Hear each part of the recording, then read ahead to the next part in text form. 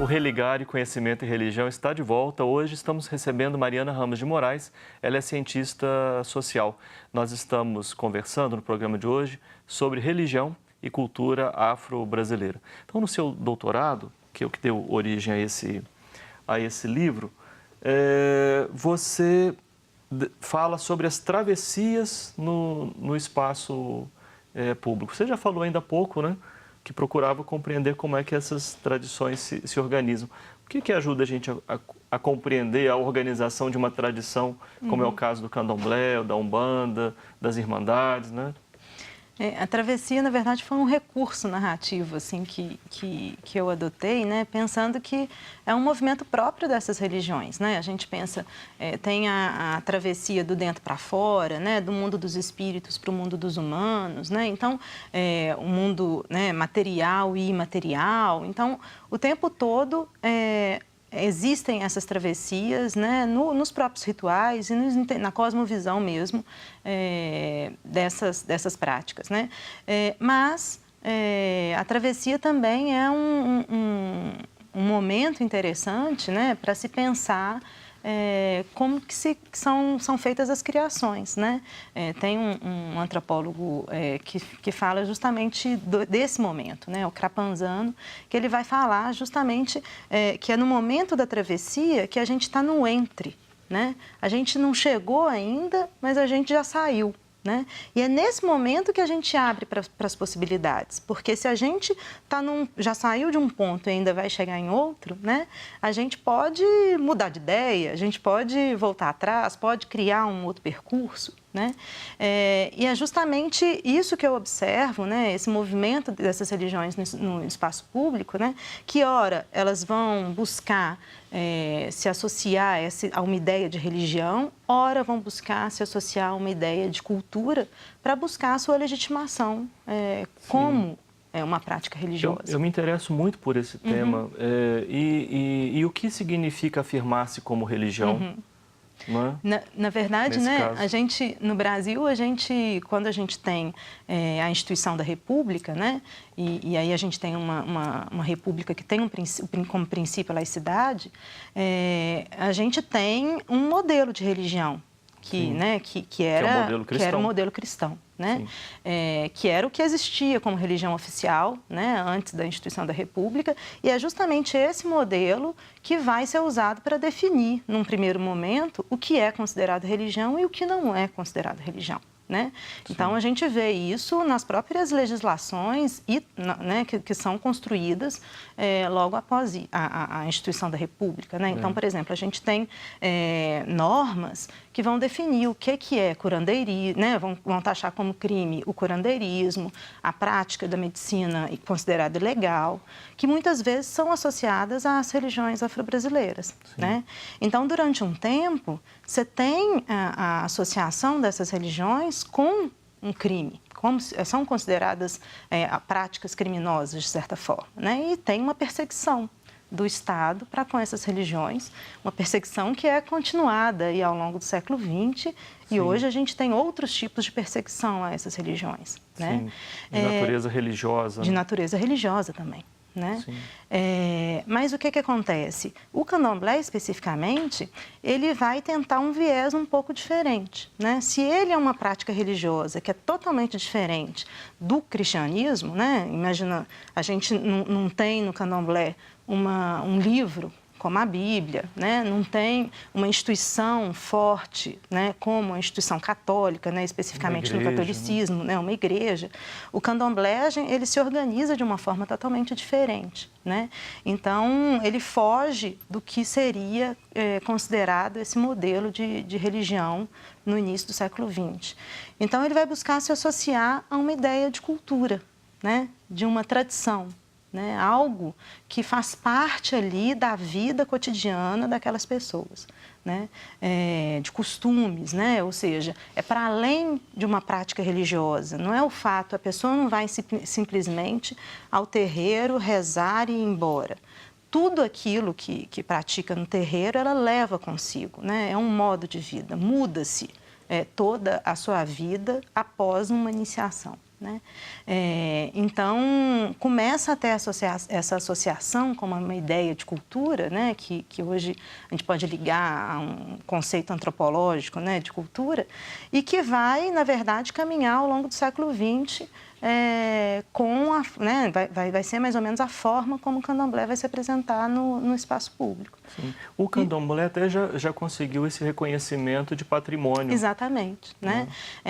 Então, a gente tem em 1984 o primeiro terreiro tombado como patrimônio nacional. Não foi um tombamento fácil, né? Era um momento que a gente tinha várias forças ali que não achavam que o candomblé, né, a arquitetura do terreiro, né, no caso específico era o terreiro da Casa Branca, em Salvador, não apresentava a monumentalidade que tinham as igrejas barrocas, por exemplo, né, que foram... A gente tem vários exemplares barrocos ligados à igreja que foram tombados desde a década de 30, quando a gente tem a instituição da política patrimonial brasileira. Tinham várias pessoas que questionavam isso, né? E colocavam até assim, como que a gente pode tombar uma religião? Né? Era um dos questionamentos que existiam na época, né? Mas também a gente tinha já uma abertura, tanto abertura política, né? Pensando, a gente estava em 84, como também uma mudança que vinha na própria política patrimonial, que estava começando a incorporar a necessidade de se contemplar também os bens tidos como imateriais, né? na cena patrimonial. Então, a gente consegue, e um apoio do movimento negro, então é possível o tombamento desse terreiro. Em Belo Horizonte há também... Em Belo Horizonte tem um terreiro que foi tombado e uma Irmandade de Nossa Senhora do Rosário, né? O terreiro é o Ileopolo Olojucan, fundado por Carlos Olojucan, e a Irmandade é a Irmandade de Nossa Senhora do Rosário do Jatobá, que fica no Barreiro, né? Os dois foram tombados em 95. Sim. Hoje são esses dois únicos? Hoje são só esses dois. A gente não tem mais nenhum outro tombamento, né? Tem processo de registro das congadas, né? Ou congados, reinados, né? São nomeados de várias formas pelos grupos, como patrimônio material da cidade. Mas o processo ainda está em andamento. Sim. E isso recebeu o impulso para esse reconhecimento? Tem a ver com políticas afirmativas, políticas públicas? Especificamente no caso de Belo Horizonte, né, esses tombamentos eles aconteceram em 1995, quando foi celebrado o tricentenário de Zumbi dos Palmares, né? Então, foi a Prefeitura de Belo Horizonte, né, que tinha o envolvimento de ativistas do movimento negro, né, que estavam querendo que fosse realmente criado, né, que fossem instituídos marcos da resistência negra na cidade. Porque até então, a gente não tinha, dentre os bens patrimonializados pelo município, nenhum bem que representasse a cultura negra, né? Então, dentre as várias atividades que foram feitas nesse ano, uma delas foi especificamente o tombamento desses dois terreiros, né? O terreiro e a Irmandade. Então, isso fez parte, né, da história das políticas públicas municipais em Belo Horizonte voltadas para a população negra. Sim. No seu estudo, é importante a gente seguir avançando nessa direção, dessas políticas afirmativas? A gente, no nosso país, a gente ainda, infelizmente, nós somos uma sociedade muito desigual, né? E o corte racial, ele está latente aí nessa desigualdade, né? A quantidade de jovens negros que são mortos, né? Isso aí as estatísticas demonstram.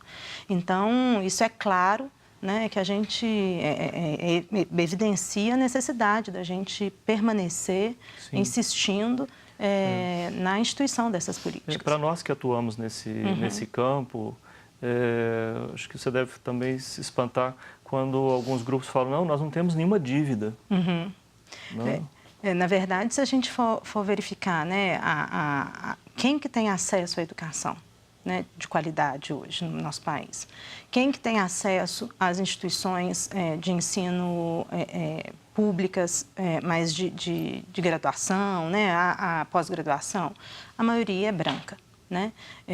E é claro que a gente tem uma certa mudança que ocorreu, né, desde o início dos anos 2000, com a instituição de políticas de ação afirmativas, que inicia até um pouco antes, né? A gente tem um crescimento dessas políticas no governo Lula, mas a gente tem esse debate e algumas ações já acontecendo na época que o Fernando Henrique Cardoso era o nosso presidente, né? Então, a gente teve uma série de ações continuadas que foram importantes para a gente começar a mudar esse quadro.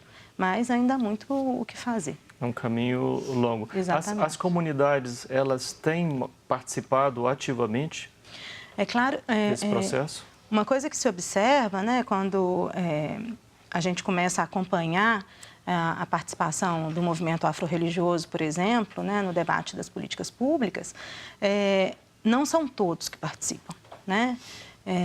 Então, porque nem todo mundo... A participação na política pública também não é uma participação simples, né? Requer tempo, são viagens que muitas vezes são necessárias de fazer, né? É tempo para ficar discutindo em conselhos, tempo para ficar pensando nas próprias políticas, nos textos, discutindo, né? Então, enfim, tem a vida religiosa também, que muitas vezes é difícil para um sacerdote atuar como cuidar dos rituais que ele tem que cuidar e, ao mesmo tempo, estar presente nesse debate público, né, que é necessário. Sim. Então, é claro que é necessário ampliar a atuação também, né, ampliar esse diálogo entre os religiosos afro-brasileiros para que a gente possa ter uma participação cada vez mais ampla. Né? Bom, agradeço muito a sua participação, a sua pesquisa.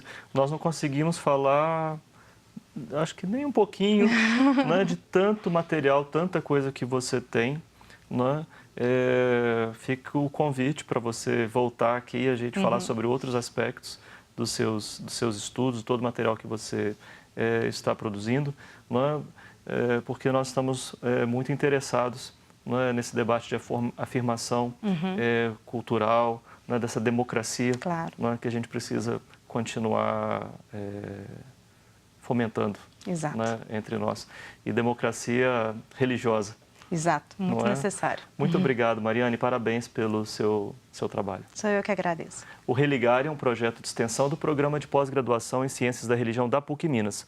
Você pode conhecer mais sobre as nossas atividades e cursos de especialização, de mestrado e doutorado acessando a página pucminas.br/ppgcr. Obrigado a você que nos acompanha. Voltamos na semana que vem com mais um Religare, Conhecimento e Religião. Um abraço muito cordial e até lá.